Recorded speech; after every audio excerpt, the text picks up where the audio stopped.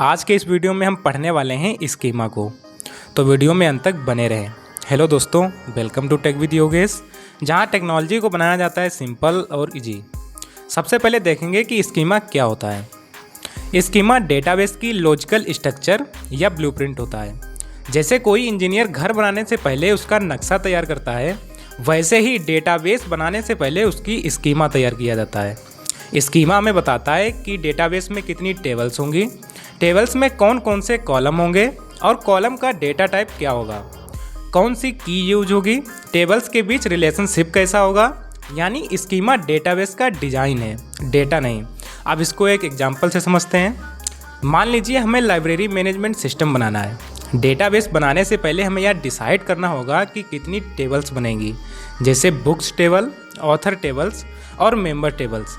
अब हर टेबल में कौन कौन सी इन्फॉर्मेशन होगी, यही सारी प्लानिंग स्कीमा करता है। अब इसके की पॉइंट्स को देखते हैं। सबसे पहले देखेंगे लॉजिकल व्यू को। स्कीमा डेटाबेस का लॉजिकल व्यू दिखाता है, या डेटा को नहीं दिखाता बल्कि डेटाबेस का स्ट्रक्चर दिखाता है, यानी डिजाइन दिखाता है कि डेटाबेस बना कैसे है। फिर आता है क्रिएटेड वंस।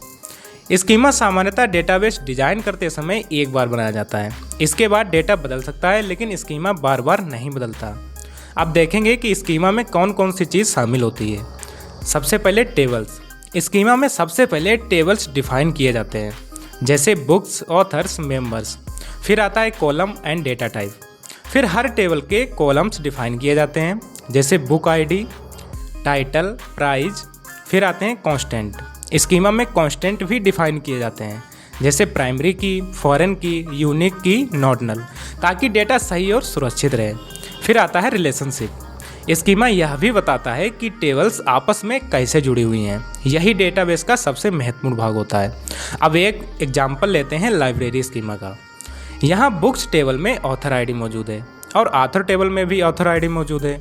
इसी ऑथर आईडी की मदद से दोनों टेबल्स आपस में जुड़ी हुई हैं। इसे कहते हैं रिलेशनशिप। यानी स्कीमा केवल टेबल्स नहीं बताता, बल्कि यह भी बताता है कि टेबल्स एक दूसरे से कैसे कनेक्ट होंगी। तो दोस्तों, आज हमने सीखा है स्कीमा को।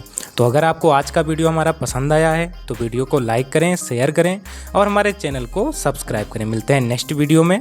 Till then keep learning with tech with Yogesh.